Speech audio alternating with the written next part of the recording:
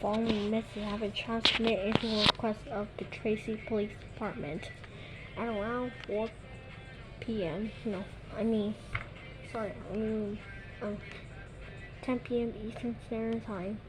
Many people have reported a strange black tall figure was spotted breaking into people's homes.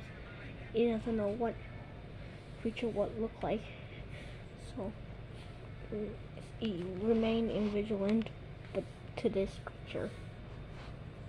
All citizens are advised to lock doors and windows and make sure please do not approach this creature as he will kill you and start attacking you. Please stay tuned for more information about this dangerous situation. Like it follows.